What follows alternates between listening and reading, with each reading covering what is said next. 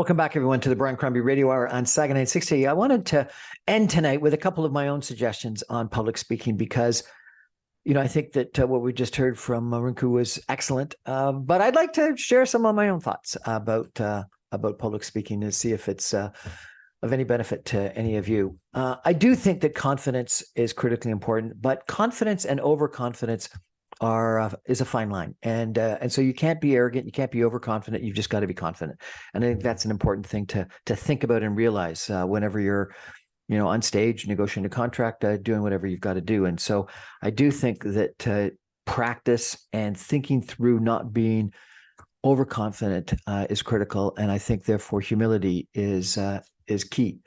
I ended up having a really interesting conversation once with a priest that was sort of the advanced person to the cardinal in Toronto. And he was really interesting because he had a lot of really good suggestions about public speaking, not for himself, but for the cardinal, but ways that he helped the cardinal in addressing people. He would always go in ahead of time and find out the youngest and the oldest person in the audience. And he would tell the cardinal about that so that the cardinal could recognize. And he says, people always want to know things that are sort of personal, like, little Johnny who's 3, who's here, and Sam who's 100 or something like that. And he thought that that was critical. And so therefore making a personal connection, and that was one of his ways of making a personal connection. He also talked about looking at the second last pew in a church. And that's sort of like the lines that you have in a performance of looking. And what you do is you look up when you do so, and you speak up when you do so that your voice fills whatever room that you're in. He said that he would always sit the cardinal somewhere where he could be seen.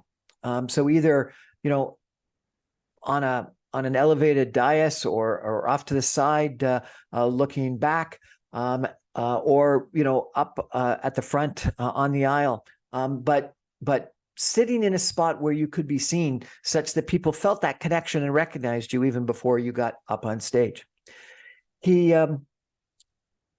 would try to connect with the audience with a personal story all the time, something about his history in the area or his experience in the area or something that someone said. Such that people felt that personal connection with the cardinal when he was speaking. I thought that was, numerous very good suggestions.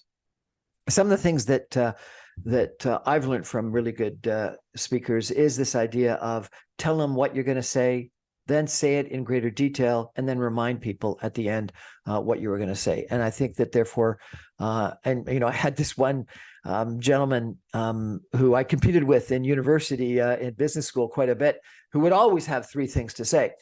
And I think having 3 things to say, the old, lessons that debate school taught you, is very helpful. But don't always have only 3 things to say. Sometimes it should be 5, probably not ever more than 7. But it can't always be just 3 things to say, because that in itself can become incredibly repetitive. But trying to put points to what you want to say and trying to summarize those things, I think, is extremely helpful.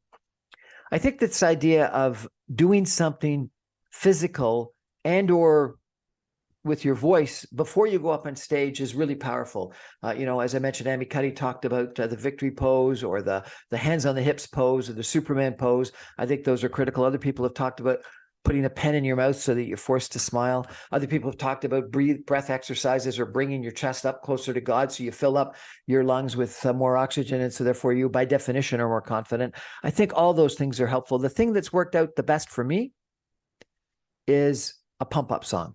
And as I mentioned, Earth, Wind, and Fire, or Fireball, or this thing that Travis Kelce did, which I love, and I'm now a fan of the Beastie Boys, with "You Gotta Fight for Your Right to Party."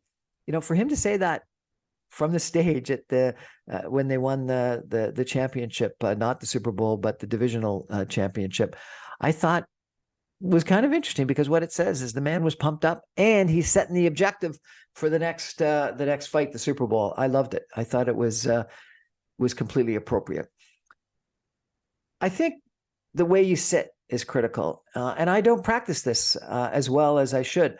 But for men, crossing your legs, doing the man spreading is wrong. But if all you do is you put a fist behind your rear when you sit down on a chair, such that you're sitting forward, you'll find that it's impossible to man spread, and it's impossible to cross your legs, and you therefore are sitting erect and sitting with your legs and your feet straight out in front of you. And I think that's good lessons. And I think that your posture ends up being far better, and you'll be more confident when your posture is better. I think when standing on stage, and a lot of females have problems with this, they cross their legs when they're standing, and they therefore appear smaller and more timid and off balance. And I don't think that's good. I think you'll plant your feet, make sure that you're standing erect, make sure that you're standing strong and tall, I think is great.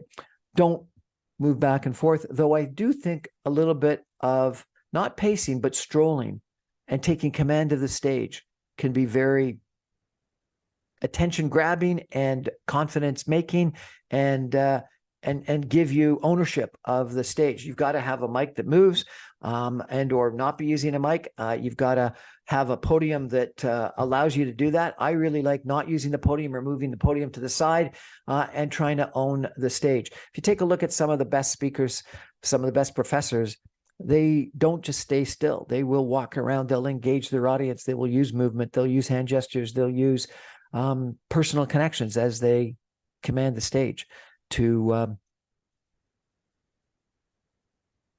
engage people and to ensure that people pay attention. And then I think the final suggestion that I would make, and it's trite because everyone should do it, and probably lots of people do it, but it's practice. Often what I do when I'm making a speech is I'll write things down in full in sentences, and I'll read it.